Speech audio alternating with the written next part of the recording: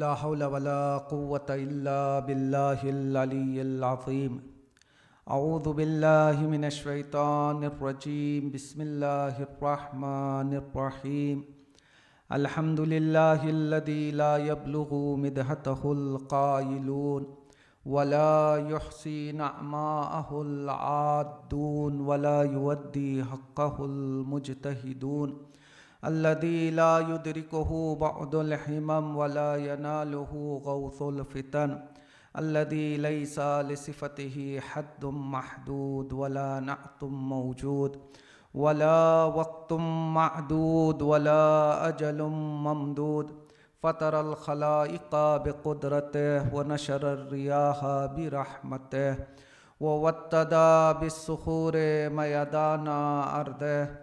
सुम्मस्सलातु वस्सलाम वत्तहिय्यतु वल-इकराम Alan नबिय्यिल मक्किय्यिल मदनिय्यिल क़ुरशिय्यिल Hashimi अल्लज़ी सुम्मिया फ़िस्समाइ बिअहमद व fill अर्दि बिअबिल क़ासिमी Muhammad.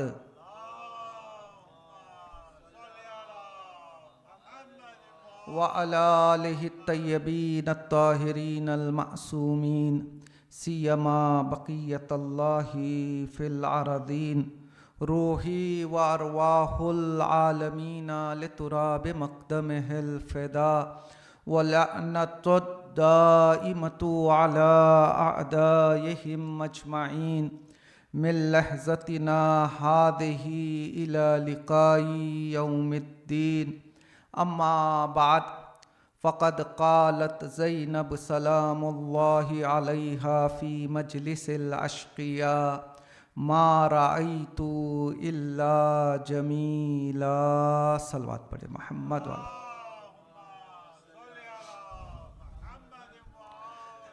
आपके शहर में पहली मर्तबा हाज़री का शरफ़ हासिल हुआ है। मैं सबसे पहले ये अपना अखलाक़ी फ़रीज़ा समझता हूँ कि यहाँ के ज़िम्मेदारान और यहाँ के मोमिनीन और मोमिनात का शुक्रिया अदा करूँ कि जिन्होंने मुझ हक़ीर को ये मौका फ़राहम फ़रमाया कि कुछ दिन मैं आप लोगों के दरमियान रहूँ और ज़िक्र रसूल इस्लाम, ज़िक्र इमाम हसन मुज्तबा अलैहिस्सलाम को आपके सामने पेश करने की सआदत हासिल कर सकूँ। देखिए, मैं अपनी बात का आगाज़ उलमा के एक मशहूर जुमले के साथ करना चाहूँगा। वो जुमला ये है कि करबला हुसैनियतुल हुदूस और ज़ैनबियतुल बक़ा है।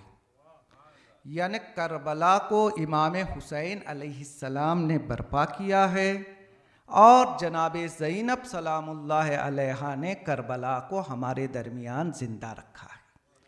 अगर शहज़ादी जनाब ज़ैनब ना होती तो आज ना एक फ़र्श अज़ा होता, आज ना इमाम हुसैन अलैहिस्सलाम का कोई तस्करा बाकी रहता। बात को समझाने के लिए मैं छोटी सी मिसाल का सहारा लूँगा, फिर इंशाअल्लाह अपने मौजू की तरफ आने की कोशिश करूँगा। मिसाल के तौर पर आप यहाँ ह्यूस्टन में बैठे हुए हैं और पाकिस्तान की जो है न्यूज़ देख रहे हैं। टीवी स्क्रीन पर एक रिपोर्टर है जिसके सामने एक लाश पड़ी हुई है। अब रिपोर्टर ये रिपोर्ट कर रही है कि ये जो आप लाशा देख रहे हैं, ये लाशा एक बदमाश का था, एक गुंडे का था जो चोरी के कस्द से किसी शरीफ इंसान के घर में दाखिल हो रहा था। तो शरीफ इंसान ने अपनी जान माल इज़्ज़त को बचाने के लिए इसको मार गिराया। आप बैठे हुए हैं यहाँ, आप यहाँ बैठे हुए ज़बान से यही जुमला दोहराएंगे, अच्छा हुआ ऐसा बदमाश मारा गया और ऐसे बदमाशों को और भी मारा जाना चाहिए। नहीं, टीवी स्क्रीन भी वही है, रिपोर्टर भी वही है, आप यहाँ बैठकर वही न्यूज़ देख रहे हैं। अब रिपोर्टर ये रिपोर्ट कर रही है कि ये जो आप लाशा देख रहे हैं, एक शरीफ इंसान का लाशा था जो अपने बीवी बच्चों के लिए रिस्क की तलाश में घर से निकला था। रास्ते में कुछ गुंडे और बदमाशों ने हमला किया और ये मारा गया। तो अब आपका नज़रिया बदलेगा। पहले आप मकतूल पे लानत कर रहे थे, अब आप मकतूल पर रहम करते हुए नजर आएंगे। तो पता चला वाक़िया हो जाता है लेकिन वाक़ये को सही तरीक़े से पहुँचाना ये बहुत बड़ी बात है। यजीदियत ने पूरी तैयारी कर ली थी कि इमाम हुसैन अलैहिस्सलाम को करबला के सहरा में घेर कर शहीद कर देंगे। रिपोर्टिंग ये कर दी जाएगी कि हमने जिसे मारा है वो बागी था। ये तो एहसान मानिए शहजादी जनाबे ज़ैनब सलामुल्लाह अलैहा का कि जिन्होंने अपनी चादर की कुर्बानी देकर बाज़ार कूफा और शाम में जाकर दुनिया को ये बताया कि जिसको करबला में मारा गया है वो बागी नहीं है बल्कि रसूल का नवासा और वक्त का इमाम है। शहजादी जनाबे ज़ैनब ने अगर अपनी चादर की कुर्बानी देकर हम तक ये पैगाम को ना पहुंचाया हुआ होता तो आज हमारे दरमियान करबला जिंदा नहीं रहती। लिहाजा उलमा ने इसीलिए ये कहा कि करबला हुसैनियतुल हुदूस और ज़ैनबियतुल बका का नाम है। लिहाजा चूँकि बहुत सारी मुनासिबतें हमारे सामने, मैं कोशिश करूँगा आज और कल, चूँकि एक रिवायत के मुताबिक आज शहजादी जनाब ज़ैनब की शहादत का दिन है, रिवायतें बहुत ज़्यादा हैं, और आने वाले दिनों में जो है रसूल इस्लाम की शहादत है, मौला इमाम हसन अलैहिस्सलाम की शहादत है, और मोतबर और मशहूर रिवायत के एतबार से आखिर सफ़र मौला इमाम रिज़ा अलैहिस्सलाम की भी शहादत का दिन है। लिहाजा आज और कल हम जो गुफ्तगू करेंगे वो शहजादी जनाब ज़ैनब के हवाले से होगी। फिर एक मजलिस में रसूल इस्लाम के हवाले से गुफ्तगू करेंगे, एक मजलिस में जो है मौला इमाम हसन अलैहिस्सलाम के हवाले से गुफ्तगू होगी, और आखिरी मजलिस जो हमारी होगी जो है मंगल के दिन, वो इंशाअल्लाह मौला इमाम रिदा अलैहिस्सलाम के हवाले से गुफ्तगू करने की कोशिश होगी। आज की गुफ्तगू का आगाज़ मैं यहाँ से करना चाहूँगा कि अगर शहजादी जनाब ज़ैनब के हवाले से हम गुफ्तगू करना चाहते हैं और किताबों में जाकर हम शहजादी जनाब ज़ैनब की बायोग्राफ़ी और आपकी ज़िंदगी को पढ़ना चाहें तो किताबों में आपको ज़्यादा कुछ नहीं मिलेगा। जो कुछ मिलेगा यही मिलेगा कि 28 रजब शहजादी जो अपने भाई के साथ मदीने से निकलती है वहाँ से तस्करा शुरू होगा, और जब ये काफ़िला वापस मदीना पहुँच जाता है वहाँ पर जाकर शहजादी का तस्करा रुक जाता है। और जो चीज़ें 28 रजब से पहली मिलती हैं या मदीना वापसी के बाद मिलती हैं उन चीज़ों में इख्तिलाफ पाया जाता है। आप जाकर किताबें देख लीजिए। शहजादी के हवाले से एक ज़ख़ीम किताब लिखी गई, किताब का नाम है ज़ैनबुल कुब्रा मिनल महदी इलल लहद। इसके मौलिफ़ थे मरहूम आयतुल्लाह काज़िम क़ज़वीनी। ये कोई मामूली आलिम दीन नहीं है। इनके बारे में जो है आपने भी सोशल मीडिया में सुना होगा कि इन्होंने एक वसीयत की थी कि जब मेरा इंतकाल हो जाए तो मेरे जनाजे को करबला में ले जाकर दफन करना। अगर हालात साजगार ना हो कहीं भी दफन कर दिया जाए, जैसे ही हालात साजगार हो दोबारा मेरी कब्र से मेरे जनाजे को निकाला जाए और वापस करबलाए मोहल्ला में दफन किया जाए। हालात सही हुए। कुछ साल पहले आपने भी सुना होगा कि इनकी कब्र को जब मुंतकिल करने के लिए खोला गया और इनके जनाजे को निकाला गया तो जनाजा 30-35 साल बाद भी इतना ताज़ा था, इतना फ्रेश था कि देखने वाला यही कहता कि अभी कुछ लम्हे पहले ये इस दुनिया से गए। इतने बड़े आलिम दीन। और इन्होंने शहजादी जनाब ज़ैनब सलामुल्लाह अलैहा के हवाले से किताब लिखी। किताब का नाम रखा ज़ैनबुल कुब्रा मिनल महदी इलल लहद। शहजादी जनाब ज़ैनब की ज़िंदगी गहवारे से गोर तक। अब जाकर देखिए 600-700 जो है सफ़े की किताब है। ज़्यादातर तस्करा आपको 28 रजब से पहले का भी नहीं मिलेगा, वापसी मदीना का भी आपको नहीं मिलेगा। या एक दूसरी किताब आयतुल्लाह दस्तगैब ने किताब लिखी ज़िंदगानी हज़रत ज़ैनब कुब्रा सलामुल्लाह अलैहा, वहाँ भी जाकर आप देख लीजिए। या दूसरी किताब मिस्र की जो है रहने वाली मशहूर मौल्लफ़ा, उन्होंने किताब लिखी ज़ैनब बतलो करबला, जनाब ज़ैनब करबला की बहादुर खातून। अब जाकर देखिए वहाँ भी ज़्यादा तस्करा आपको नहीं मिलेगा। कहने का मकसद ये है कि जितना भी हमें किताबों में मिलता है वो शहजादी जनाब ज़ैनब जब भाई के साथ जो मदीना छोड़ती है वहाँ से तस्करा शुरू होता है और वापस शहजादी मदीना पहुँच जाती है, वहाँ तस्करा आपका तमाम होता है। उसके बाद जो चीज़ें मिलती हैं या उससे पहले जो चीज़ें मिलती हैं उसमें इख्तिलाफ पाया जाता है। शहजादी की तारीख़ शहादत 2-3 तारीख़ें बयान है। शहजादी के बचपने के हवाले से ज़्यादा ख्वाब मिल जाएगा कि आपने ख्वाब देखा था, नाना से उसकी ताबीर मालूम की थी, या ये मिल जाएगा कि किस तरह से आपकी शादी जनाब अब्दुल्ला बिन जाफ़र तैयार से हुई थी और वो वसीयत कि जो है मैं भाई के साथ चलूँगी। और यहाँ तक के मदीने के बाद के हालात में शहजादी मदीना पहुँची तो कहाँ ज़िंदगी बसर की शहजादी ने, तारीख़ में बहुत बड़ा इख्तिलाफ पाया जाता है। कुछ लोग कहते हैं मदीने ही में रह गई शहजादी, कुछ लोग कहते हैं कि मिस्र चली गई थी, और कुछ जो है लोग ये कहते हैं कि शहजादी वापस शाम आ गई थी। शहजादी की तारीख़ शहादत में भी जो है बहुत बड़ा इख्तिलाफ पाया जाता है। जैसा कि मैंने कहा, आज की तारीख़ भी ये बयान हुआ है कि शहजादी जनाबे ज़ैनब की शहादत की तारीख़ है, बहुत ज़्यादा तारीख़ें बयान है। शहजादी की शहादत के बाद शहजादी को कहाँ पर दफन किया गया, जो है तारीख़ में बहुत बड़ा इख्तिलाफ पाया जाता है। कुछ उलमा ने तहरीर किया शहजादी को मदीने ही में दफन कर दिया गया। कुछ उलमा जैसे मरहूम जो है मराशी का ये कहना था कि शहजादी को मिस्र में दफन किया गया, और मशहूर कौल ये है कि शहजादी दिमश्क आ गई थी, और दिमश्क आई शहजादी कैसे ज़िंदगी बसर की, यहाँ भी तारीख़ में इख्तिलाफ है। कुछ लोग कहते हैं कि दोबारा जो है कैदी बनाया गया था, दोबारा जो है शहजादी आई थी, और कुछ किताबों में ये मिलता है कि जनाब अब्दुल्ला की बहुत ज़्यादा प्रॉपर्टी थी, वो वापस आकर यहाँ पर रहने लगे थे। लिहाजा करबला से पहली भी शहजादी की तारीख़ मख्फी है, और करबला के बाद भी शहजादी की तारीख़ में जो है इख्फा पाया जाता है। क्यों? उलमा कहते हैं ये शहजादी की तारीख़ का मुबहम रहना भी शहजादी के फजीलत को हमारे सामने बयान करता है। तारीख़ का वो वाक़या याद होगा आपको कि एक मरतबा मौलाए कायनात को कोई एक आपका सहाबी मोहम्मद मौलाए कायनात को अबू ज़ैनब कह के खिताब करता है, तो पास में खड़ा हुआ शख्स ताज्जुब करता है, पूछता है आज तुम अबुल हसन को अबू ज़ैनब कह के क्यों बुला रहे थे? तो सामने वाले ने कहा क्या तुम्हें मालूम नहीं अली के घर में एक बेटी रहती है जिसका नाम ज़ैनब है, लिहाजा इसीलिए मैं अली को अबू ज़ैनब कह के बुला रहा था। तो वह शख्स ताज्जुब करता है और कहता है कि मैं कई सालों से अली के पड़ोस में ज़िंदगी बसर कर रहा हूँ, लेकिन अभी तक मुझे ये भी मालूम नहीं था कि अली के घर में एक बेटी भी रहा करती। यानी शहजादी की परवरिश ऐसे माहौल में हुई थी कि अगर तारीख़ में आपके बारे में ज़्यादा कुछ नहीं मिलता तो ये ताज्जुब करने वाली चीज़ नहीं है। लेकिन जो कुछ शहजादी के बारे में हमें मिलता है वो भी शहजादी की मारिफत हासिल करने के लिए एक बहुत बड़ा समंदर है। मैं आज की मजलिस में पैगंबर इस्लाम की एक हदीस पेश करूंगा, और कोशिश ये होगी कि शहजादी जनाबे ज़ैनब की शख्सियत को रसूल इस्लाम की इस हदीस के ज़रिए से पहचानने की कोशिश करें। रसूल इस्लाम ने ये इरशाद फरमाया कि जब मैं शबे मेराज खुदा से मुलाकात के लिए गया तो खुदावंद आलम ने मुझे बहुत सारे वाज़ो नसीहत से नवाजा। उन्हीं वाज़ो नसीहत में से एक चीज़ ये थी कि अल्लाह सुब्हानहू व तआला ने शबे मेराज मुझसे ये इरशाद फरमाया, ए मोहम्मद अगर बंदों के अंदर तीन तरह के सिफात, तीन तरह की क्वालिटीज आ जाए तो मैं ऐसे बंदों का शुमार सिद्दीकीन में करूँगा।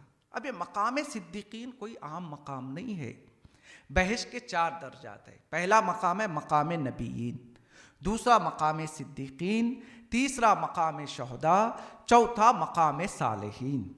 और रसूल इस्लाम ने कहा अगर किसी बंदे में 3 तरह की सिफात, 3 तरह की क्वालिटीज जमा हो जाए तो मैं ऐसे बंदे का शुमार सिद्दीकीन में करूँगा। जनाब मरियम के लिए लफ्ज़ इस्तेमाल हुआ है कि जनाब मरियम सिद्दीक़ा थी, या यूसुफ के लिए ये लफ्ज़ इस्तेमाल हुआ है कि हज़रत यूसुफ अलैहिस्सलाम कहते सिद्दीक़ थे। मौलाए कायनात का ये लक़ब है कि मौलाए कायनात सिर्फ सिद्दीक़ नहीं थे बल्कि सिद्दीक़ अकबर थे। अगर कोई चाहता है कि बहस में मौलाए कायनात के जवार में रहे तो रसूल इस्लाम से अल्लाह ने इरशाद फरमाया अगर बंदों में 3 तरह की क्वालिटीज़ जमा हो जाए तो मैं ऐसे बंदों का शुमार सिद्दीकीन में करूँगा। पहली क्वालिटी क्या है? अर्रिदा बेरिदल्लाह, अर्रिदा बेक़दाइल्लाह। अगर बंदा अल्लाह की जानिब से नाजिल होने वाले क़दा व क़द्र पर राज़ी रहना सीख जाए तो मैं ऐसे बंदे का शुमार सिद्दीकीन में करूँगा। अब यहाँ पर रुक कर मैं थोड़ी देर के लिए रज़ा को समझाना चाहूँगा, फिर इंशाअल्लाह शहज़ादी के हवाले से जो है बात आगे बढ़ेगी। देखिए मैं बड़ी लंबी बात नहीं करूँगा चूँकि दामन वक्त में भी जो है गुंजाइश नहीं है। 5 दिनों में जैसा कि मैंने कहा दूसरी मुनासिबतों पर भी कुछ बातें आपके सामने पेश करना है। एक मिसाल, छोटी मिसाल, हमारे घरों में बहुत ज़्यादा सामान है। जहाँ बहुत ज़्यादा सामान है वहाँ नमक का डब्बा भी होता है और शक्कर का डब्बा भी होता है। नमक के डब्बे का अपना अलग काम है, शक्कर का जो है अपना अलग काम है। अगर गलती से कोई बच्चा आगे बढ़े और नमक और शक्कर को एक ही डब्बे में मिक्स कर दे तो बताइए अब नमक का क्या काम रह गया, शक्कर का क्या काम रह गया। जब तक ये दोनों अलग अलग थे, इनके दो अलग अलग काम थे, जैसे ही दोनों एक जगह जमा हो गए तो ना अब नमक काम का रहा ना शक्कर काम की रही। बिल्कुल इसी तरह से उलमा कहते हैं आलम मानवियत में भी कुछ चीज़ें ऐसी हैं जब तक वो अलग अलग हैं तो काम की हैं, अगर एक जगह जमा हो जाए तो दोनों बेकार हो जाती हैं। और उलमा ने कहा उन्हीं चीज़ों में से मकाम रिज़ा और शिकवा वो गिला है। अगर कोई कहे मैं अल्लाह से राज़ी भी हूँ और ज़बान से शिकवा भी निकाले तो फिर ना उसका शिकवा काम का रहता है ना उसकी रिज़ा काम की रहती है। अल्लाहु अकबर, या रसूल अल्लाह, या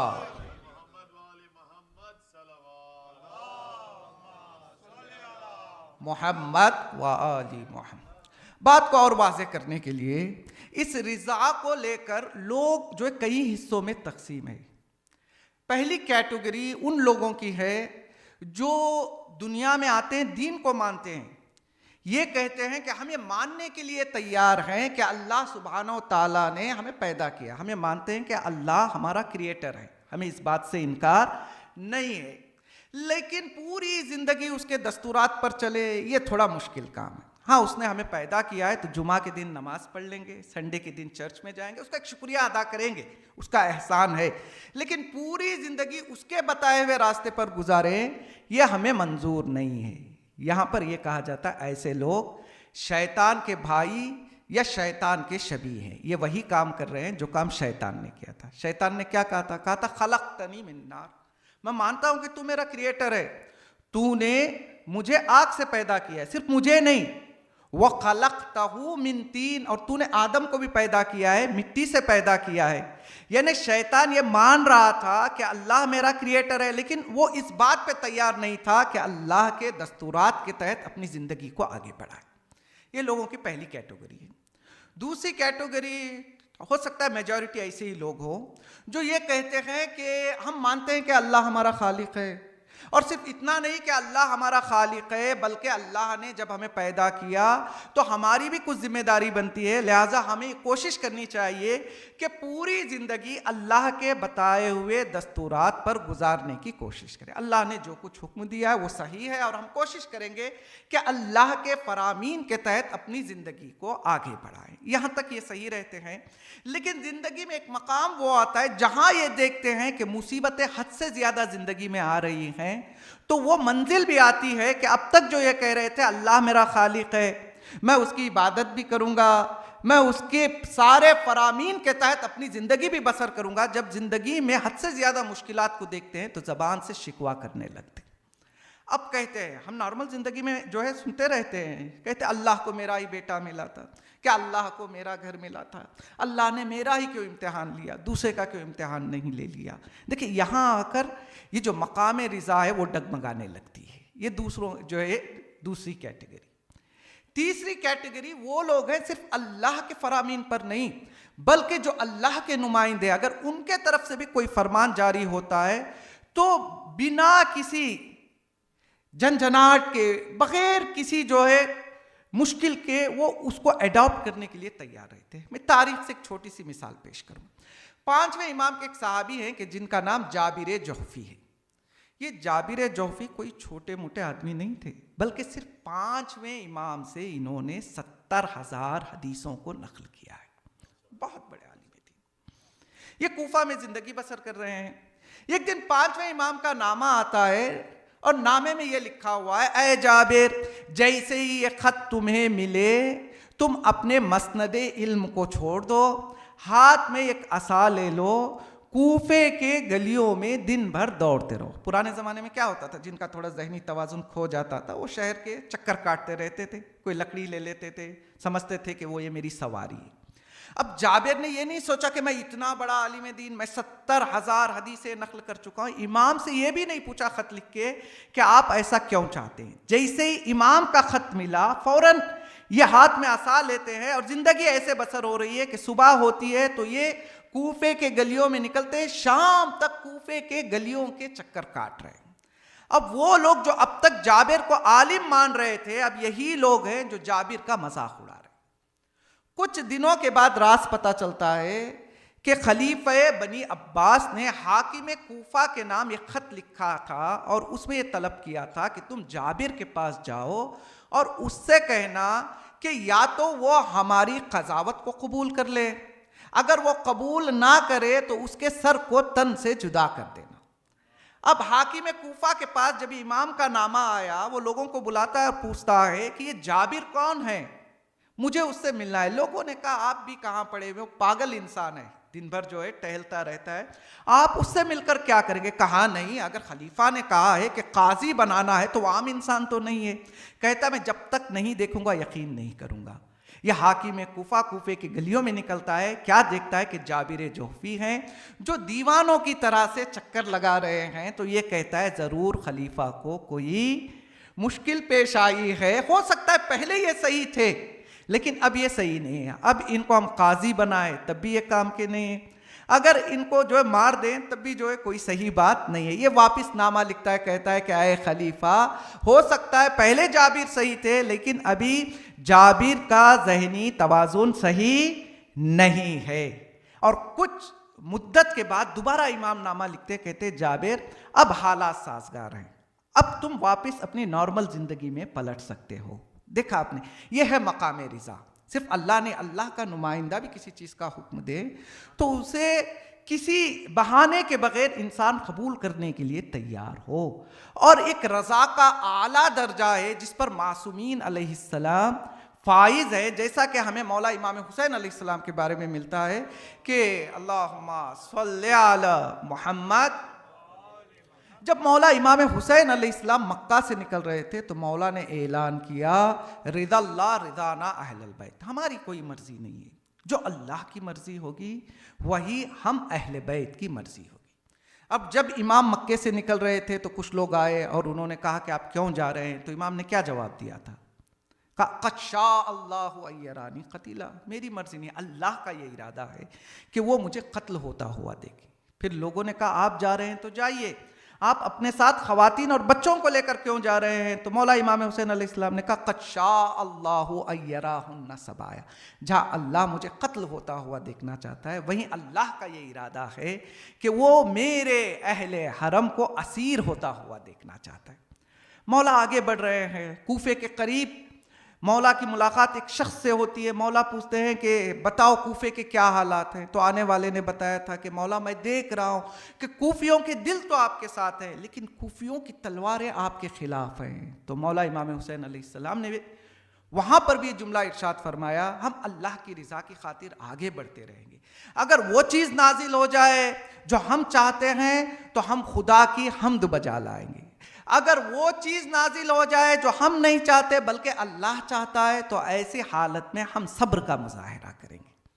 नहीं, और आगे बढ़िए, रोज़े आशूर इमाम हुसैन अलैहिस्सलाम के हाथों में 6 माह बच्चे का जनाजा है। ऐसे मकाम पे इंसान खुदा को भूल जाता है। इस मंजिल पर आकर मौला इमाम हुसैन अलैहिस्सलाम के ज़बान से यही जुमले निकल रहे हैं, रिदन बेक़दाई का वो तस्लीमन ले अमरे।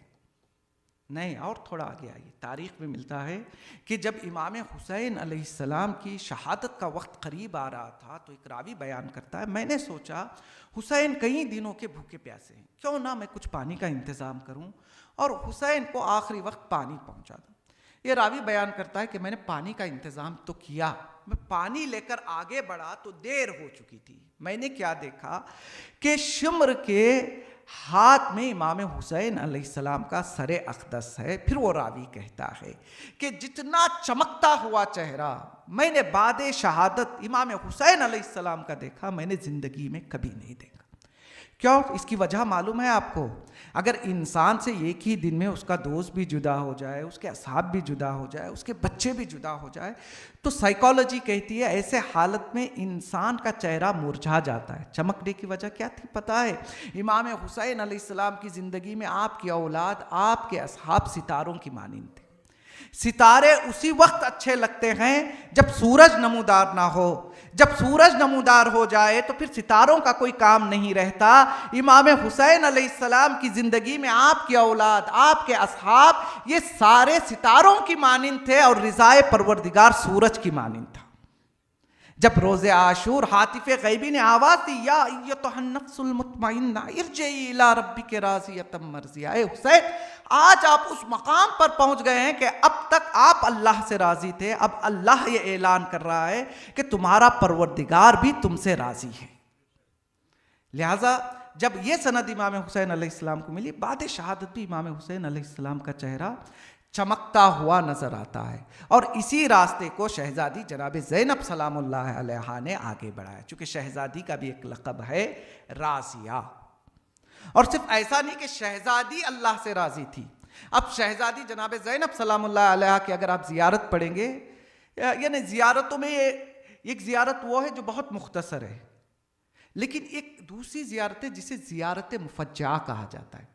अगर कोई शहजादी की इस ज़ियारत को पढ़ ले तो मैं यकीन के साथ कह सकता हूँ कि किसी हद तक उसे शहजादी जनाब ज़ैनब की मारिफत हो जाएगी। ज़ियारत में आपके अलक़ाब भी ज़िक्र हैं, आपका नसब भी ज़िक्र है, आपके सारे फ़ज़ाइल भी ज़िक्र हैं और आपके सारे मसाइब भी ज़िक्र हैं। लिहाजा मेरी ख्वाहिश है कि इंशाअल्लाह जाइए और ज़ियारत मुफज्जा जो शहजादी जनाब ज़ैनब की है उसे एक बार ज़रूर पढ़िए। उस ज़ियारत में ये इरशाद होता है, अस्सलामु अलैकी अय्युहस सिद्दीक़तुल मर्ज़िया। देखिए शहजादी जनाब ज़ैनब, आप पर जो है सलाम हो। शहजादी की सिफ़ात क्या है? पहली सिफ़त यह कि आप सिद्दीक़ा हैं, यानी सिफ़त रिज़ा आपके अंदर पाई जाती थी। और दूसरी सिफ़त शहजादी की ये है कि आप मर्ज़िया हैं। सिर्फ ऐसा नहीं कि आप अल्लाह से राज़ी थी, बल्कि आपका मकाम ये था कि अल्लाह सुब्हानहू व तआला भी आपसे राज़ी था। तो रसूल इस्लाम से अल्लाह ने क्या इरशाद फरमाया, अगर बंदों में 3 तरह के सिफ़ात आ जाए तो मैं ऐसे बंदों का शुमार किस में करूँगा? सिद्दीक़ीन में करूँगा। पहली सिफ़त क्या थी?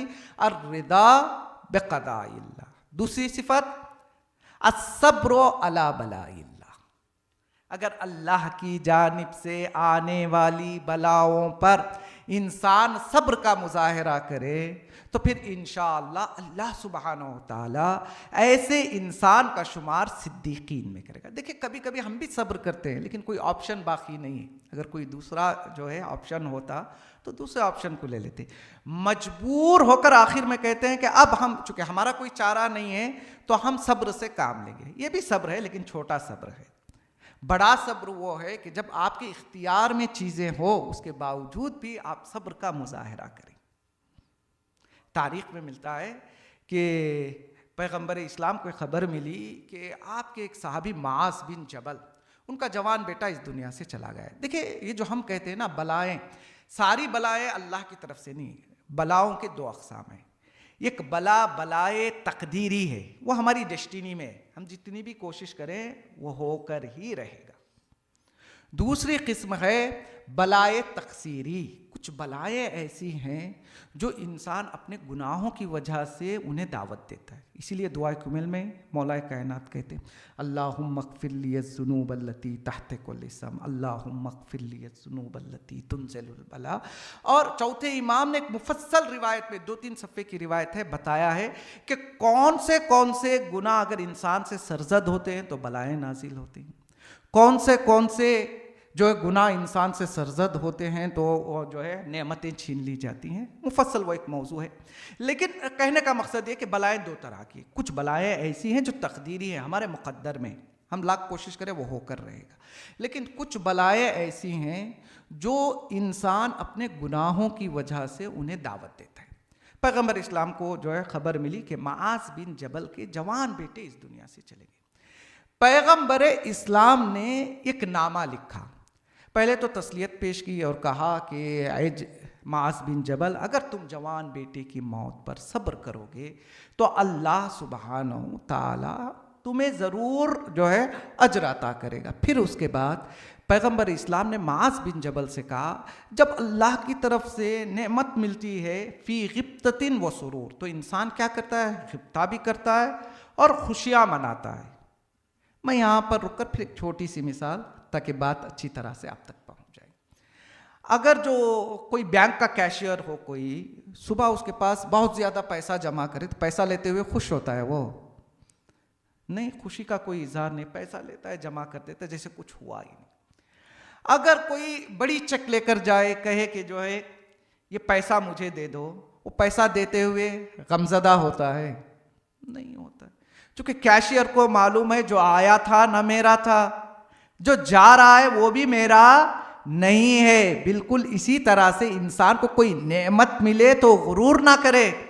अगर अल्लाह मसलहत के तहत नेमत को छीन ले तो ज्यादा गमज़दा ना हो जाए। पैगंबर इस्लाम ने कहा अल्लाह की तरफ से जो चीज आई थी अल्लाह ने उसे वापस ले ली। और एक दूसरे सहाबी थे कि जिनका नाम उस्मान बिन मज़ून था। पैगंबर इस्लाम को पता चला कि जो है एक जवान बेटा इनका भी था, वो भी इस दुनिया से चला गया। तो पैगंबर इस्लाम बुलाते हैं और कहते हैं मैंने सुना है जब से तुम्हारा बेटा इस दुनिया से गया है तुमने घर को मस्जिद बना लिया है और 2400 घंटा गिरिया करते रहते हो। पैगंबर इस्लाम ने कहा ऐ उस्मान, अगर तुम इस हालत में सब्र करोगे तो मैं तुम्हें उसका रिवार्ड बताऊं। रिवार्ड ये होगा कि बहिश्त के 8 दरवाजे हैं। अल्लाह ये नहीं कहेगा कि ये खास दरवाजे से वारिद हो जाओ। अगर कोई मुश्किलात पर सब्र करता है तो साबिर का अज्र ये होगा कि रोज़े क़यामत अल्लाह सुब्हानहू व तआला ऐसे इंसान से इरशाद फरमाएगा बहिश्त के 8 दरवाजे हैं, जिस दरवाजे से चाहो बहिश्त में दाखिल हो जाओ। और शहजादी जनाब ज़ैनब की ज़िंदगी अगर पढ़ें तो आपकी ज़ियारत मुफज्जा में जुमला मिलता है लक़द अजबत मिन सब्री की मलाइकतुस्समा। ऐ शहजादी ज़ैनब, आपका सब्र उस मकाम पर पहुंच गया था कि जब मलाइका ने भी आपके सब्र को देखा तो उन्होंने ताज्जुब का इजहार किया। तारीख में मिलता है कि 9 मुहर्रम असर का वक्त है, शहजादी अपने भाई से मुलाकात के लिए जाती है तो मौला इमाम हुसैन अलैहिस्सलाम अपनी बहन को बिठाकर कुछ वसीयतें फरमाते हैं। कहते हैं बहन ज़ैनब मैं तो जा रहा हूं लेकिन इसके बाद पूरी जिम्मेदारी आपकी है। जैसे इमाम हुसैन अलैहिस्सलाम ने बहन को समझा दिया तो जनाब ज़ैनब ने जुमला इरशाद फरमाया इंशा अल्लाह सतजिदुनी मिनस साबिरीन। भैया आपने समझा दिया, ये बहन जो है समझ चुकी है, इंशाअल्लाह इसके बाद आप ज़ैनब को साबिरीन में पाएंगे। अब इसके बाद झूठी सी झूठी तारीख ने भी ये तहरीर नहीं किया कि शहजादी जनाबे ज़ैनब ने दौरान सफ़र इतने मुसीबतों के बावजूद सब्र के दामन को छोड़ दिया। शहजादी इतनी बड़ी साबिरा है कि आपकी ज़ियारत में एक लक़ब आपका है साबिरा, यानी शहजादी जनाबे ज़ैनब राज़िया भी हैं, शहजादी जनाबे ज़ैनब साबिरा भी। तीसरी क्वालिटी रसूल इस्लाम से ये बताई गई कि अश्शुक्रो अला निअमाइल्लाह। अगर बंदा अल्लाह की जानिब से मिलने वाली नेमतों पर शुक्र का इजहार करे तो इंशाअल्लाह अल्लाह सुब्हानहू व तआला ऐसे इंसान को सिद्दीकीन में शुमार करेगा। अभी तक हमने ये सुना है कि अगर कोई नेमत मिलती है तो हमें शुक्रिया अदा करना चाहिए, ठीक है। नेमतों पर शुक्रिया अदा करना और है, मुसीबतों पर शुक्रिया अदा करना ये शहजादी जनाबे ज़ैनब का कमाल है। नेमतें मिलती हैं, अगर इंसान शुक्रिया अदा करेगा तो नेमतों में इजाफा होगा। लेकिन एक हमारे उस्ताद थे तो उन्होंने ये हमें बताया था कि लोग अब तक ये समझते हैं कि अल्लाह सिर्फ नेमतों में इजाफा करता है, नेमतों में इजाफा तो होगा। उन्होंने कहा था अल्लाह ने ये इरशाद फरमाया लइन शकरतुम लअज़ीदन्नकुम, अगर तुम मेरा शुक्रिया अदा करोगे तो मैं तुम में इजाफा करूंगा, यानी तुमको इतनी बुलंदी पर पहुंचा दूंगा कि दुनिया की हर चीज तुम्हें हीच नजर आएगी। और शहजादी जनाबे ज़ैनब इसी बुलंदी पर पहुंची हुई थी कि जब दरबार इब्ने ज़ियाद बेज़ालिम ने पूछा या ज़ैनब कैफ़ रअयति सुन अल्लाह बिअख़ीकिल हुसैन, जो कुछ अल्लाह ने तुम्हारे भाई के साथ किया तुम उसे कैसे देख रही हो, तो शहजादी ने यही जुमला इरशाद फरमाया था मा रअयतु इल्ला जमीला, मैंने करबला में खूबसूरती के अलावा कुछ नहीं देखा। ये आम इंसान इतने मुसीबतों के बाद ये जुमले नहीं कह सकता। चूँकि शहज़ादी जनाब ज़ैनब इतनी बुलंदियों पर पहुँच चुकी थी कि अब हर मुसीबत उन्हें हीच नज़र आ रही थी। तो शहज़ादी जनाब ज़ैनब राज़िया भी हैं, शहज़ादी जनाब ज़ैनब साबिरा भी हैं, शहज़ादी जनाब ज़ैनब शाकिरा भी हैं। और अल्लाह सुब्हानहु व तआला ने इरशाद फरमाया, अगर किसी इंसान के अंदर ये 3 सिफ़ात जमा हो जाएंगे तो मैं उसका शुमार सिद्दीकीन में करूँगा। तो अब हम बासानी से कह सकते हैं शहज़ादी सिर्फ राज़िया, सिर्फ साबिरा, सिर्फ जो है शाकिरा नहीं है, बल्कि शहज़ादी जनाब ज़ैनब सलामुल्लाह अलैहा अपनी माँ की तरह सिद्दीक़ा भी है। और शहज़ादी जनाब ज़ैनब जब अपने भाई से पूछती हैं कि भैया मुझे जो आपके बाद वो कौन सी जिम्मेदारी है जो मुझे निभानी है, तो मौला इमाम हुसैन अलैहिस्सलाम ने बहुत सारी जिम्मेदारियां दी, लेकिन मुहिम जिम्मेदारियां 2 थी। कहा था बहन ज़ैनब मैं तो जा रहा हूं, लेकिन मेरे जाने के बाद आपको 2 जिम्मेदारियां जो निभानी है। पहला ये कि आपको नस्ल इमाम को बचाना है, दूसरी जिम्मेदारी आपको मकसद इमाम को भी बचाना है। मैं आज दोनों चीज़ों के एक छोटे नमूने आपके सामने पेश करूंगा, फिर इंशाल्लाह कल बात को आगे बढ़ाने की कोशिश करूंगा। रोज़े आशूर जब मौला इमाम हुसैन अलैहिस्सलाम शहीद हो गए, तारीख में मिलता है कि इमाम की शहादत के बाद फ़ौज अश्किया खुशियाँ मना रही थी, ढोल बजा रही थी, ताशे बजा रही थी। जब शहज़ादी जनाब ज़ैनब की कानों ने सुना कि बाहर फ़ौज अश्किया खुशियाँ मना रही हैं, तो शहज़ादी जनाब ज़ैनब सलामुल्लाह अलैहा अपने सर पर अपने माँ की चादर को रखती हैं, मैदान कारज़ार में आती हैं। अब जैसे फ़ौज अश्किया ने शहज़ादी को आते हुए देखा तो खुद ब खुद रास्ता बनता गया। वो मंजिल भी आई कि शहज़ादी भाई के जनाजे तक पहुँचती है, लेकिन भाई का दीदार नहीं हो रहा है। क्यों? चूंकि भाई का लाशा नजर नहीं आ रहा है, हाँ एक पत्थरों का ढेर नजर आ रहा है। शहजादी अपने हाथों से एक एक पत्थर जुदा करती हैं, फिर क्या देखती हैं कि भाई का लाशा तो नजर आ रहा है लेकिन सालिम नहीं है, बल्कि तीरों में पैवस्त है। ऐसे हालत में बताइए इंसान की जबान से कौन से जुमले निकलते हैं। लेकिन ये अली की बेटी ज़ैनब है जो दश्ते करबला में रोज़े आशूर भाई की लाश पर अपने दोनों हाथों को रखती हैं, फिर दुआ के लिए हाथ बुलंद करती हैं और शहजादी ये दुआ फरमाती हैं, अल्लाहुम्मा तक़ब्बल मिन्ना क़लीलल क़ुरबान, परवरदिगारा हमारी तू इस छोटी कुर्बानी को कबूल फरमा। सुबह आशूर से असर आशूर तक मौला इमाम हुसैन अलैहिस्सलाम जिस शहीद का भी लाशा खैमे में लाते तो लाशे को लाने के बाद यही दुआ फरमाते, अल्लाहुम्मा तक़ब्बल मिन्ना हादल कुर्बान, परवरदिगारा तू हमसे इस कुर्बानी को कबूल फरमा। तो मुझे कहने दीजिए जो तमाम शहदाए करबला की कुर्बानी की कबूलियत की दुआ करे उसे हुसैन कहते हैं, जो हुसैन जैसे कुर्बानी की कबूलियत की दुआ फरमाए उसे ज़ैनब उलिया मकाम कहते। शहजादी ने दुआ फरमाई, अल्लाहुम्मा तक़ब्बल मिन्ना क़लीलल क़ुरबान, परवरदिगारा ये बड़ी कुर्बानी नहीं है, छोटी कुर्बानी है, बस उम्मीद ये है कि तू हमारी इस कुर्बानी को कबूल फरमा। यहीं से हमें ये पैगाम मिलता है कि कभी भी हमको ये चाहिए कि कसरत अमल पर नाज ना करें, बल्कि कैफियत अमल को देखें। हम ये ना कहें हमने इतनी मजालिस कर ली, हमने इतनी खैरात कर ली। मौला कायनात की खिदमत में एक शख्स आता है, कहता है अली कितनी खैरात करेंगे। मौला ने कहा अगर तू इस बात की ज़मानत ले ले कि मेरी एक खैरात भी कबूल हो गई है तो फिर मैं आज के बाद खैरात नहीं करूँगा। या मरहूम बुरूजर्दी के बारे में मिलता है कि आपका आखिर वक्त था, आगाए बुरूजर्दी आखिर वक्त था और आपकी ज़बान से जुमले थे कि हाय मैं खाली हाथ कैसे जाऊँ, मैं खाली हाथ कैसे जाऊँ। आपके शागिर्दों ने सोचा चूँकि बहुत ज़्यादा ज़ईफ़ हो गए हैं, हो सकता है जहन साथ नहीं दे रहा है, करीब जाकर आपको याद दिलाया, अरे आगाए बुरूजर्दी आप कह रहे हैं कि आप खाली हाथ जा रहे हैं, आपने हौज़े इल्मिया की बुनियाद रखी, आपने रिसाला अमलिया लिखा, आप वक्त के सबसे बड़े मरजा हैं, आपने यूरोप तक जाकर दीन की तबलीग को फैलाया है, वहाँ पर भी मराकिज़ आपके हुक्म से सादिर हुए, आपने बहुत सारे यतीम खाने खोले। इतने अमल के बाद आप ये कह रहे हैं कि खाली हाथ।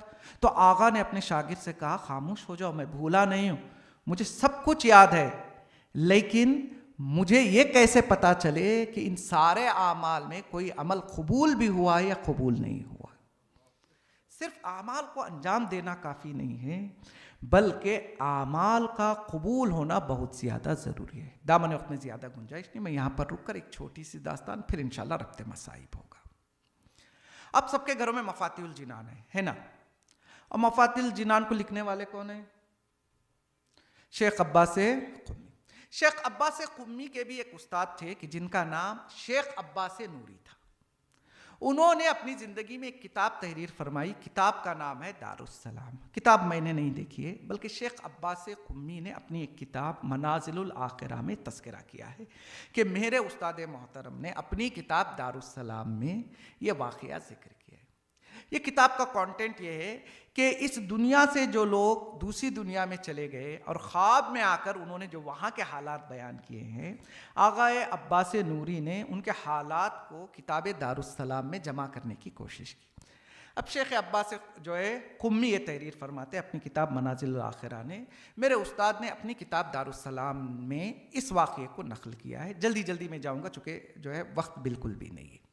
वो कहते हैं कि मेरे उस्ताद ने ये वाक़े को नकल किया है कि ये एक दिन मेरे उस्ताद ने अपने ख्वाब में अपने एक साथी को देखा कि जिनका नाम मिर्ज़ा खलील तेहरानी था। इन्होंने ख्वाब में देखा, क्या देखा? शेख मिर्ज़ा खलील तेहरानी एक बहुत बड़े महल में बैठे हुए। इन्होंने अपने दोस्त से पूछा कि खलील तेहरानी माशाल्लाह जन्नत मुबारक हो, मुझे लगता है तुम वहाँ बड़े आराम से हो, ये जो महलों में बैठे हुए हो, ये महल क्या तुम्हें तुम्हारे इल्म की वजह से मिला? कहा नहीं, वो और अजर है, वो बाद में मिलेगा, अभी नहीं मिला। पूछा क्या तुम्हारी तदरीस की वजह से? कहा नहीं। क्या तुम्हारी तबलीग की वजह से? कहा नहीं। कहा कि ये जो महल मुझे बहिश्त में मिले हैं सिर्फ और सिर्फ मेरे एक अमल की वजह से मिले। पूछा वो कौन सा अमल है? तो ख्वाब में मरहूम मिर्ज़ा खलील तेहरानी अपने दोस्त शेख अब्बास नूरी से बयान फरमाते हैं कि देखो, जिस ज़माने में हम कुम में दर्स पढ़ा करते थे और हम लोग मदरसे दारुश्शिफा में थे, शहजादी के रोज़े से लगा हुआ ये एक है मदरसा जिसे मदरसे दारुश्शिफा कहते। वो कहते जिस ज़माने में मैं मदरसे दारुश्शिफा में दर्स पढ़ रहा था तो सर्दी का मौसम था और बुखारी जलाने के लिए तेल के पैसे नहीं थे मेरे पास और खाने के लिए भी कुछ नहीं था। कई दिनों से मैं भूखा था। मैंने सोचा कहीं से कुछ पैसा मिल जाए तो कुछ पैसे से मैं खाना ले लूँगा और कुछ पैसे से मैं तेल खरीद लूँगा। बड़ी मुश्किल से कुछ पैसा मेरे हाथ में आया। मैं पैसा लेकर खाना और तेल खरीदने की नीयत से मदरसे से जैसे ही मैं बाहर निकला, मैंने देखा बीबी मासूमा के हरम के बाहर एक खातून है जो अपने 2 बच्चों के साथ बैठी हुई। मैंने उस मोहतरमा से कहा कि सर्दी का मौसम है, अगर बच्चे यहाँ बैठेंगे तो बीमार हो जाएंगे, आप बच्चों को लेकर घर क्यों नहीं जाती? तो उस मोहतरमा ने मुझे जवाब दिया कि अगर मेरा घर होता तो मैं घर जाती, मैं शहर की रहने वाली नहीं हूँ, मैं बेवा हूँ। लोगों ने मुझसे बताया अगर तू शहर कुम चली जाएगी तो वहाँ बहुत सारे लोग हैं जो तेरी जो है मदद कर देंगे। ये कहते जैसे ही मैंने उन छोटे छोटे बच्चों को देखा तो मैं अपनी भूख भी भूल गया, मैं अपनी सर्दी भी भूल गया। जो कुछ पैसा था कुछ खाना उनके लिए ख़रीदा और कुछ पैसा जो बाकी था मैं उनको एक मुसाफिर खाने ले गए और मुसाफिर खाने वाले से मैंने कहा कि अभी ये मुख्तसर पैसा रख लो, इनको आज रात यहाँ रहने दो, कल सुबह इंशाल्लाह बाकी का पैसा लेकर आऊँगा। और उस मोहतरमा से भी कह दिया मैंने कि तुम घबराना नहीं, मैं कल सुबह आऊँगा फिर तुम्हारे दूसरी ज़रूरियात को पूरा करूँ। ये कहते मैंने तो कह दिया। अब जब मैं मदरसा वापस पहुँचा तो पहले पैसे नहीं थे और वादा भी कर दिया कल सुबह पैसा कहाँ से आएगा। मैं परेशान हो गया, रात भर टहलता रहा। इतने में मैंने देखा आधी रात के वक्त एक शख्स मेरे कमरे की तरफ चला आ रहा था। जब वो शख्स दाखिल आया तो मैंने पूछा कौन हो? तो उसने कहा मैं तेहरान का एक बिजनेसमैन हूँ, मैं यहाँ मदरसा किसी काम से आया था। मैंने देखा सारे कमरों की चिरागें गुल हैं, एक तुम्हारा कमरा है कि चिराग जल रहा है, तो मैं यहाँ पर आ गया। पूछा क्या काम है? तो उस आने वाले शख्स ने बताया कि देखो मैं तेहरान का बहुत बड़ा ताजिर हूँ और मेरा अकलौता बेटा है जो बहुत दिनों से बीमार है। डॉक्टरों ने बहुत कोशिश की लेकिन अब उन्होंने जवाब दे दिया। डॉक्टरों ने मुझसे कहा है कि अब तुम्हारे बेटे को कोई चीज़ बचा सकती है तो वो दुआ ही बचा सकती है। और मैंने ये सोचा दुआ कराने के लिए यहाँ से अच्छी जगह मुझे कहाँ मिलेगी, लिहाजा मैं चाहता हूँ तुम मेरे बेटे के लिए दुआ कर दो। अब ये कहते हैं कि मैं कोई बड़ा आलिम दीन नहीं था, छोटा सा तालिब, लेकिन मैं जब उसके खुलूस को देखा कि इतनी उम्मीदें लेकर आया है, तो मैंने एक पानी का कासा लिया और 40 मरतबा सूरह जो है फातिहा को पढ़ा और इस उम्मीद के साथ कि काम करेगा मैंने उस शख्स के हवाले कर दिया। अब वो शख्स चला गया, मैं वापस अपने परेशानी को सोचकर टहल रहा था। नमाज सुबह के करीब फिर वही शख्स मेरे कमरे में दाखिल होता है, आने के बाद कहता है कि आपने क्या पढ़ दिया था, वो काम जो डॉक्टरों से नहीं हुआ आपके एक पानी ने कर दिखाया है। जैसे ये पानी मेरे बच्चे ने पिया और उसके जिस्म से मैंने इस पानी को मस किया तो बिल्कुल सेहतयाब हो गया है। अब ये कहते हैं कि वो शख्स एक हदिये के तौर पे बहुत बड़ा पैसा मेरे हवाले करता है, तो ऐसी हालत में भी मैं भूख और प्यास को भूल गया। मैं फौरन वो मुसाफिर खाने गया, वहाँ का पैसा अदा किया। पैसा इतना ज़्यादा था कि मैंने शहर कुम में एक घर खरीदा और उस मोमिना के हवाले किया। फिर ये कहते हैं, ऐ मेरे दोस्त अब्बास नूरी, ये महल्लात ना मेरे नमाज की वजह से, ना मेरे दर्स की वजह से, ना मेरी तबलीग की वजह से है, सिर्फ और सिर्फ उस एक अमल के बदले में हैं जो मैंने उस रात उस मोहतरमा के लिए अंजाम दिया था। यह हमें सबक मिलता है कि कभी भी इंसान जो है कसरत अमल पर नाज ना करे, बल्कि ये तवज्जो करे कि मैं अमल अंजाम दे रहा हूँ, ज़्यादा से ज़्यादा अमल अंजाम दे। हर अमल को अंजाम देते वक्त यही दुआ करे, अल्लाहुम्मा तक़ब्बल मिन्ना हादल कुर्बान। मैं तो अमल दे रहा हूँ लेकिन कबूल करना या अल्लाह सुब्हानहू व तआला के हाथ में। शहजादी जनाब ज़ैनब रोज़े आशूर अपने भाई के जनाजे पर बैठकर दुआ कर रही हैं, अल्लाहुम्मा तक़ब्बल मिन्ना क़लीलल कुर्बान। और तारीख़ में मिलता है कि जैसे ही शहजादी ने ये दुआ फरमाई, वो लोग जो हंस रहे थे वो खामोश हो गए, वो जो डोल बजा रहे थे वो भी खामोश हो गए, जो ताशे बजा रहे थे वो भी खामोश हो गए। क्यों? इसलिए चूंकि फौज अशकिया ये सोचकर खुशियां मना रही थी, हमने हुसैन को खत्म कर दिया, यानी अब हुसैन इस दुनिया में नहीं है। शहजादी ने यह जुमला पढ़ा, अल्लाहुम्मा तक़ब्बल मिन्ना क़लीलल कुर्बान, ये यानी कुर्बान का लफ्ज इस्तेमाल करके शहजादी ने फौज अशकिया को पैगाम दिया, तुम समझ रहे हो कि मेरा भाई मारा गया है। ज़ैनब की निगाह में हुसैन मारा नहीं गया है बल्कि कुर्बान हुआ है। जो राह खुदा में कुर्बान होता है वो मरता नहीं है बल्कि हमेशा के लिए जिंदा हो जाता है। अब यहीं अर्ज़ करबला से दो तरह के दावे चले। यजीदी दावा ये कह रहा है कि हुसैन मारे गए हैं, ज़ैनबी दावा ये कह रहा है कि मेरा भाई मरा नहीं है बल्कि कुर्बान हुआ है। जो कुर्बान होता है वो हमेशा के लिए जिंदा हो जाता है। अब हमें कैसे पता चले कि यजीदी दावा सच्चा है या ज़ैनबी दावा सच्चा है? अगर दलील चाहिए तो चलिए मैं आपको बाज़ार कूफा लेकर चलूंगा, जहां पर सरे हुसैन ने नौके नैज़ा की बुलंदी से तिलावत कुरान करके दुनिया को पैगाम दिया कि देखो दावा ज़ैनब ने किया है, दलील हुसैन पेश कर रहा है। इमाम हुसैन अलैहिस्सलाम ने नौके नैज़ा से तिलावत करके पैगाम दिया कि देखो मैं मरा नहीं हूँ बल्कि मैं शहीद हुआ हूँ। जो राह खुदा में शहीद होता है वह हमेशा के लिए जिंदा हो जाता है। तो शहजादी जनाब ज़ैनब असर आशूर मैदान में जाती है, भाई के मकसद को बचाती है। और इमाम ने क्या वसीयत की थी? बहन ज़ैनब आपको मेरे मकसद को भी बचाना है और बहन ज़ैनब आपको मेरी नस्ल को भी बचाना है। शाम गरीबा क़ियाम जल रहे थे लेकिन शहजादी जनाब ज़ैनब ने जो है वक्त के इमाम की जान बचाई। और तारीख़ में ये मिलता है जब ये काफ़िला कूफा की तरफ रवां दवा था तो सिर्फ कूफा पहुंचने तक चौथे इमाम पर 11 मरतबा हमला हुआ है और शहजादी जनाब ज़ैनब ने 11 मरतबा चौथे इमाम की जान बचाई। यानी शहजादी जनाब ज़ैनब एक तरफ से मकसद इमाम हुसैन अलैहिस्सलाम को बचा रही है और दूसरी तरफ शहजादी जनाब ज़ैनब अपने भाई की नस्ल को बचा रही है। और इस तरह से बचा रही है कि शहजादी जनाब ज़ैनब कभी भी अपने बच्चों को याद नहीं फरमा रही। कोई झूठी तारीख ने भी तहरीर नहीं किया शहजादी जनाब ज़ैनब ने कूफा में हज़रत औन मोहम्मद को याद किया हो या शाम में याद किया हो या जिंदान में याद किया हो, नहीं। हाँ, जब ये पूरा कारवान अपने काम को अदा कर चुका। भाई के पैगाम को दुनिया तक शहजादी ने पहुंचा दिया और भाई का चहलुम करने के लिए शहजादी करबला भी पहुंच गई।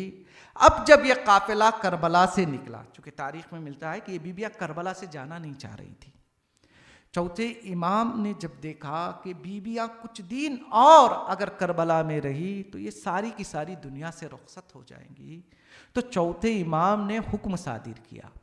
कहा कि अब वक्त का इमाम ये हुक्म दे रहा है कि आपको करबला छोड़ना है। तब कहीं जाकर ये बीबियां इमाम के साथ मदीना चलने के लिए तैयार हुई। और आपने तारीख में जो है बारहा पढ़ा है और यहाँ से भी सुना है कि जैसे ही शहजादी जनाब उम्मे कुलसूम ने नाना के मदीने को देखा तो ज़बान से ये अशआर पढ़े, मदीनतु जद्दिना ला तक़बलीना व बिल हसराती वल अहज़ानी रजाना। ऐ हमारे नाना के मदीने, तो हमारे यहाँ आने को कबूल ना करना। क्यों कबूल ना करना? इसलिए कबूल ना करना चूंकि जब ये बीबियां मदीने से निकली थी तो बीबियों की गोदियां आबाद थी, लेकिन जब ये लुटा हुआ काफिला मदीना वापस पहुंचा है तो रबाब के गोद में असगर नहीं है, लैला के पास अली अकबर नहीं, ज़ैनब के पास औनो मोहम्मद नहीं। लो आज़ादारों, आपने बारहा इस रिवायत को सुना है कि शहजादी की मुलाकात जनाब अब्दुल्लाह से आपके घर के करीब हुई है, लेकिन मेरे उस्ताद मोहतरम दुक्तुर रफ़ी जो ईरान के बहुत बड़े खतीब है वो इस रिवायत को नकल करते हैं। जैसे ही बशीर से जनाब अब्दुल्लाह ने सुना कि लुटा हुआ काफिला वापिस आ रहा है तो अब्दुल्लाह से रहा ना गया। अब्दुल्ला खुद शहजादी के इस्तकबाल के लिए आगे बढ़े। अब्दुल्ला हर महमिल के करीब जाते ये आवाज बुलंद करते, क्या तुमने मेरी ज़ैनब को देखा है? क्या तुमने मेरी ज़ैनब को देखा है? वो वक्त भी आया कि जब जनाब अब्दुल्ला एक ज़ईफ़ा के करीब खड़े होते हैं, उस ज़ईफ़ा से पूछते हैं, ऐ ज़ईफ़ा क्या तूने मेरी ज़ैनब को देखा है? अब ज़ईफ़ा से रहा ना गया। ज़ईफ़ा ने कहा, ऐ अब्दुल्ला क्या तुमने भी मुझे ना पहचाना? ऐ अब्दुल्ला भाई की जुदाई ने ज़ैनब का ये हाल कर दिया है। लो आज़ादारों, वो वक्त भी आती है शहजादी अपने घर तशरीफ ले जाती है। वो ज़ैनब जिसने कभी औनो मोहम्मद पर गिरिया ना किया हो, जैसे ही शहजादी औनो मोहम्मद के हुजरों में जाती है, छोटी छोटी जानमाज़ें देखती हैं, छोटे छोटे लिबास देखती हैं, शहजादी से रहा न गया। शहजादी ने करबला का रुख किया, कहा है मेरे बच्चों इस माँ को माफ कर देना। अरे ज़ैनब करती तो क्या करती, अपने माँ जाए हुसैन का मातम मनाती। या तुम पर अला लअनतुल्लाहि अल कौमिज़ ज़ालिमीन सयअलमुल लज़ीना ज़लमू अय्य मुनक़लिबिन यनक़लिबून। बारिला परवरदिगारा तुझे वास्ता है मोहम्मद व आले मोहम्मद का हमारे इस मुख्तसर से अमल को कबूल फरमा। बारिला परवरदिगारा तुझे वास्ता है मोहम्मद व आले मोहम्मद का हमारे तमाम गुनाह सगीरा व कबीरा को माफ़ फरमा। बारिला परवरदिगारा हमें आइंदा गुनाह न करने की तौफ़ीक़ अता फरमा। बारिला परवरदिगारा जहाँ कहीं भी मोमिनी व मोमिनात जो परेशान हाल है सबकी परेशानियों को दूर फरमा। बारिला परवरदिगारा जो मोमिनीन व मोमिनात बे औलाद है सबको औलाद सालेह मरहमत फरमा। बारिला परवरदिगारा जो मोमिनीन व मोमिनात बीमार हैं सबको जल्द से जल्द सेहत कामिल व आजिल मरहमत फरमा। बारिला परवरदिगारा परचम इस्लाम को सर बुलंद फरमा। बारिला परवरदिगारा कुफ्र व निफाक को सरनगून फरमा। तेरे वली ख़ास इमाम के ज़हूर में ताजील फरमा और इंद ज़हूर हम सबको इस लायक बना कि हम आगा के आवान व अंसार में शुमार हो सके। रब्बना तक़ब्बल मिन्ना इन्नका अंतस समीउल अलीम। मातमे।